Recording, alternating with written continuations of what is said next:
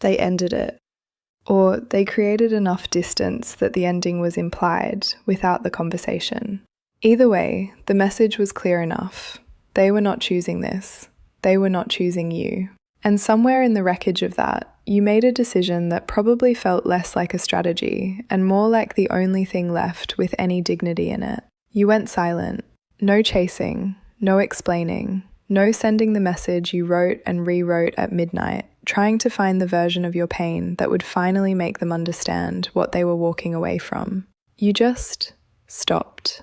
And now you are living in that silence, wondering what it is doing, wondering if it is doing anything at all, wondering if they have simply moved on with the clean conscience of someone who never questioned the decision for a single moment. They have not.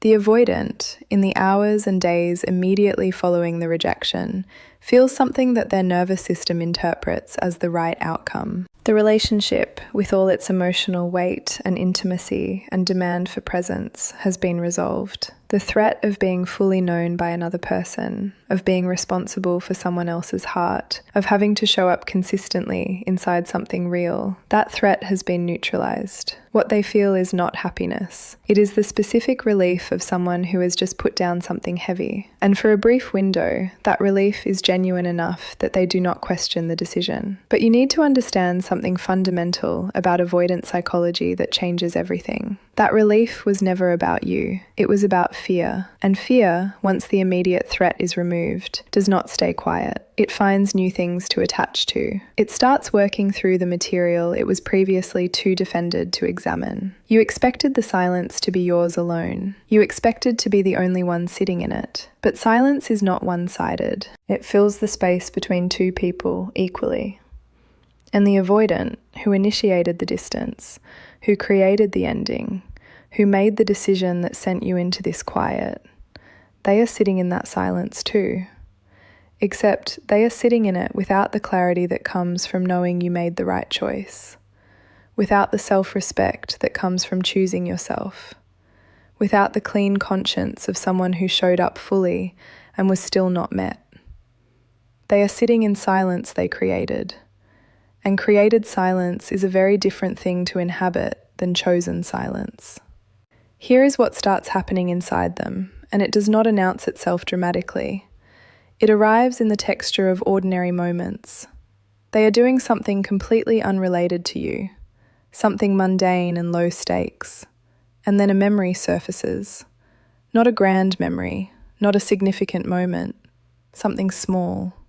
The specific way you responded to something they said, a quality you had that they never articulated appreciation for while they had access to it. Something you did that revealed who you were, quietly and without performance, in a moment they did not realize they were filing away. That memory does not arrive with nostalgia attached. It arrives with something sharper, something that sits uncomfortably between regret and recognition. The recognition that what they walked away from had a specific quality that is not replaceable by proximity to easier people. The avoidance defense system, which functioned perfectly well while you were still reachable, starts encountering a problem it was not designed for. You are not there, not in the way you used to be, not at the edges of their life, available for breadcrumbs, present enough that they could feel the security of your attachment without having to reciprocate it. The access they had to you, which they never consciously valued until this moment, is gone. And the defense system that was built to manage closeness has no protocol for managing absence.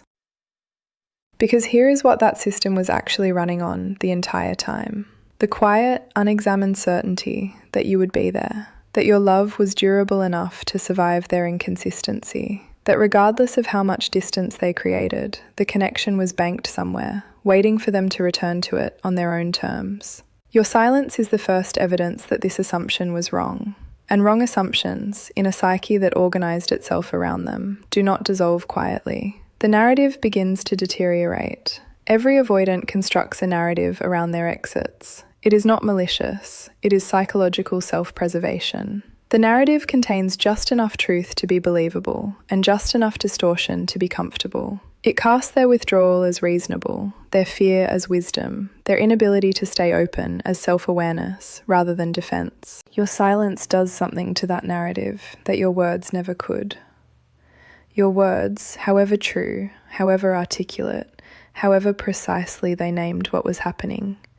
Your words could be responded to, could be reframed, could be incorporated into the narrative as evidence that you were too intense, too attached, too much. Your words gave the avoidant something to push against, and pushing against things is exactly what the defense system is built for. Your silence gives them nothing to push against. It is just absence. Clean, unchallengeable, complete absence. An absence, when it belongs to someone who genuinely mattered, cannot be argued with. It cannot be reframed into evidence that leaving was right. It simply sits there, in the place where you used to be, and asks a question the narrative has no good answer for. What if this was the realest thing, and you ended it anyway? That question does not leave. It surfaces in the spaces between distraction, in the quiet before sleep, in moments of unexpected clarity that arrive without invitation and refuse to be managed back into comfort. The avoidant, who is extraordinarily skilled at emotional regulation in almost every other context, finds that this particular question resists their usual tools. Because the usual tools require something to manage, feelings to suppress, proximity to regulate, intimacy to control at arm's length. Your silence removes all of those variables. There is nothing to manage. There is only the question. And the question just keeps sitting there. Some avoidants at this point reach. Not always in obvious ways. Sometimes it is something so small it could be mistaken for nothing. A brief message that does not quite say what it means. Something that keeps a thread alive without pulling it into anything definable.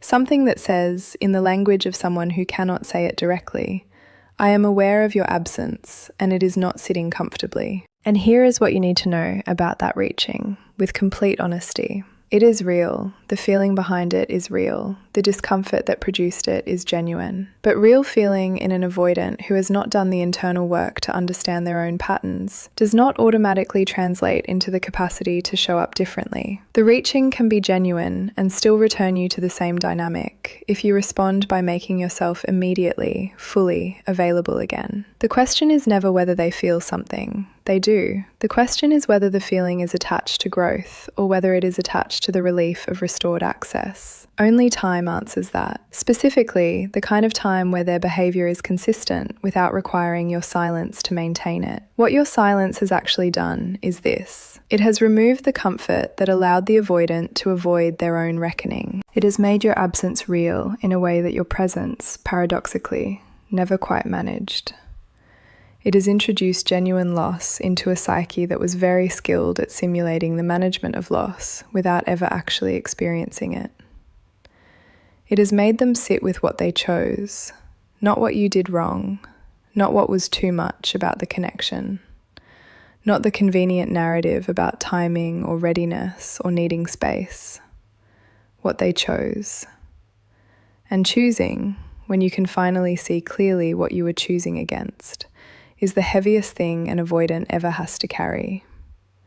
Your silence put that weight exactly where it belonged, not on you, on them, where it was always supposed to be.